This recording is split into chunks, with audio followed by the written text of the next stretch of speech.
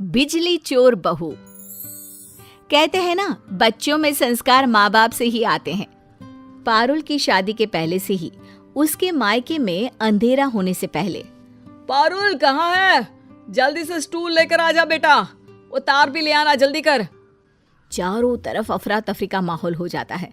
कोई लाइट बंद कर रहा होता है तो कोई पंखा। पापा, मैंने सब रख दिया है और भाई और माँ ने सब बंद कर दिया है। आप जल्दी से पड़ोसियों के घर की बिजली की तार इस तार में लगा दीजिए। पिताजी वैसा ही करते हैं और जल्दी से सारे घर के लाइट के कनेक्शन पड़ोस के घर से आने लगते हैं। शुक्र है भगवान का कि 20 साल से बिजली का खर्चा पड़ोसी कर रहा है और उसे पता भी नहीं। चलो बच्चों, सारे घर की लाइट जला दो, रोशनी से नहा लेना चाहिए घर। बस सब फिर से काम पर लग जाते हैं। कोई लैपटॉप पर काम करता है तो कोई मोबाइल चार्ज, तो माँ इलेक्ट्रिक स्टोव पर खाना और पिता आराम से सोफे पर लेटकर टीवी के मजे लेते हैं। पापा कितने समझदार है ना माँ, इस तरह हम लोगों के घर का बिजली का बिल का खर्च तो 0 है, 0। वही पड़ोस के घर, न जाने क्यों शाम होते ही हम लोगों के घर की बत्ती कम हो जाती है और पड़ोसियों का मकान झगमगा जाता है। सब देश के राजनेताओं की गलती है जी, मैं तो सच्ची बोल रही हूँ। ये नेता ना किसी के सगे नहीं है। देखिए, अगली बार तो हम लोग दूसरी पार्टी को ही वोट देंगे। अरे वो तो पिछली बार भी किया था। 20 साल से 4 सरकार बदल चुके हैं हम लोग, लेकिन बिजली की समस्या वहीं की वहीं है। तुम कल भाभी से पूछना किस सरकार को वोट देते हैं जो शाम होते ही घर बिजली से नहा लेता है। अरे बहुत ही शरीफ लोग हैं, बेटी पारुल और बेटा हिमांशु। भाई साहब भी बिल्कुल उसूलों के पक्के इंसान है। ये चमक तो लगता है उनकी सच्चाई और नेक दिली की है। हाँ।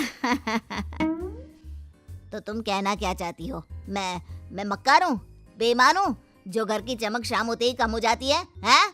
बड़ी आई भाई साहब की तारीफ करने वाली। जाओ जाकर चाय लेकर आओ। बीवी वहां से चली जाती है। अगले रोज पारुल को देखने लड़के वाले आते हैं। लड़की की माँ कहती है, अरे पारुल बेटी, क्या क्या गुण है तुम्हारे अंदर, जरा बतलाओ तो। बहन जी, जो सबसे बड़ा गुण है ना, वो तो है बचत का। मेरी बेटी बचत में उस्ताद है, अपने लिए जागरूक है, और हाँ, सबसे बड़ी बात है कि अपने हक की लड़ाई लड़ना उसे अच्छे से आता है। हक की लड़ाई? अरे कल को मुझसे ही ना लड़ने लग जाए। नहीं, हक की लड़ाई समाज में। उनके कहने का मतलब है कि मुझे समाज सेवा का शौक है।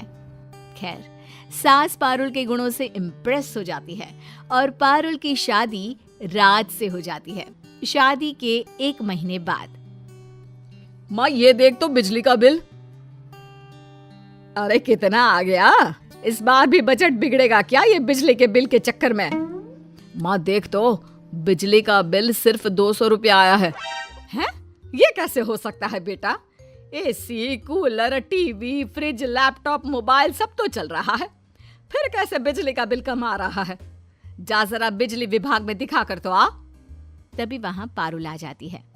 हद है माँ जी, लोग उन लोगों के पास जाते हैं कि हम लोगों का बिल बढ़कर आया है, आप जाओगी कि कम आया है? अरे हंसेंगे सब आप लोगों पर। अरे बचत ही की है ना हम लोगों ने। चलिए। हाँ माँ, पारुल सही तो बोल रही है। सारा दिन पारुल को मैंने गर्मी में बैठे हुए देखा है। हाँ, क्योंकि पूरी रात एसी चलता है ना। अरे दिन का तो मुझे पता नहीं, मेरा तो मंदिर और सत्संग का ही वक्त निकल जाता है, लेकिन रात को तो मैं टीवी भी देखती हूँ, मोबाइल भी चार्ज करती हूँ, और तो और कमरे का एसी भी चलाती हूँ। ऐसे में 200 रुपए बिल कुछ पच नहीं रहा। अरे माँ जी, पचाने के लिए मैं हूँ ना, आज चूरन डालकर पराठे बना देती हूँ। बात आई गई हो जाती है, लेकिन किसी को पता नहीं होता कि शाम होते ही पारुल पड़ोस के घर से बिजली चोरी करती है। एक रोज पारुल रिक्शे में बैठकर सास के साथ बाजार जा रही थी कि सड़क पर गड्ढा होने के कारण रिक्शे से गिर जाती है। अरे देखो देखो, मेरी बहू गिर गई। अरे कोई है क्या? बचाओ मेरी बहू को। किसी तरह सब मिलकर पारुल को उठाते हैं। ये सड़क कौन है एमएलए? हाँ, मैं अभी ट्वीट करती हूँ इस सड़क की फोटो खींचकर। अरे सड़क सुधारने की जिम्मेदारी होनी चाहिए, टैक्स देते हैं हम। वो रिक्शा वाला कहाँ गया? कहाँ है वो? माफ कर दीजिए मैडम, वो रास्ते में अंधेरा था तो गड्ढा दिखाई नहीं दिया। वाह जी वाह, ये स्ट्रीट लाइट भी नहीं जल रही है। मैं अभी एमएलए को बोलती हूँ। बहू मंत्री के पास जाती है। अरे मैडम, ये तो बिजली विभाग की गलती है कि वो सड़क की बिजली क्यों काट रहे हैं। जाइए बिजली विभाग में कंप्लेन करिए। पता क्या है वहाँ का? शास्त्री भवन, कमरा नंबर 503। बहू अगले दिन शास्त्री भवन जाती है। कमरे नंबर 503 में जहाँ बैठा अधिकारी बहुत ही खड्डूस होता है। हाँ, ये टूटी फूटी महिला कौन है? ये डॉक्टर का क्लिनिक नहीं है, बिजली विभाग का दफ्तर है, समझी? अरे तो मैं आपकी शिकायत लेकर आई हूँ।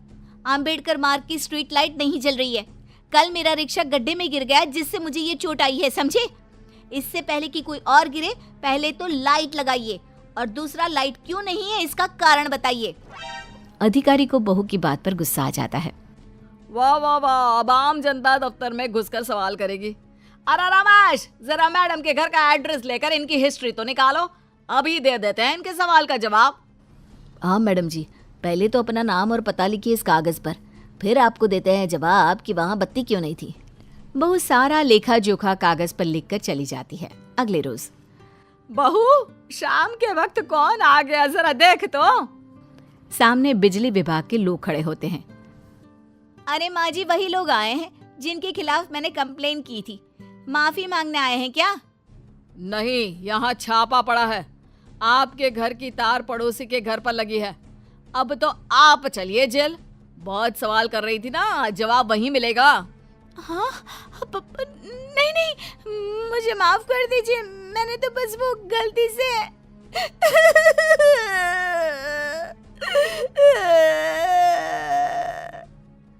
ये बोलकर पारुल रोने लगती है। तभी वहां सास आ जाती है। अरे क्या हो गया? माफ कर देना, माफी मांगने आए हैं, तू क्यों रो रही है? वाह जी वाह, बहू शेर, सास सवा शेर। आप भी चलिए। चलिए? कहाँ चलिए, क्यों चलिए? एक तो आप लोगों की गलती से मेरी बहू गिर गई। शांत हो जाइए माँ जी, चुप हो जाइए। पर सास कहाँ चुप होने वाली थी। हाँ हाँ, और नहीं तो क्या, ऊपर से चलिए चलिए लगा रखा है। तभी वहां पारुल का पति भी आ जाता है। पारुल उसे देखकर जोर से रोने लगती है।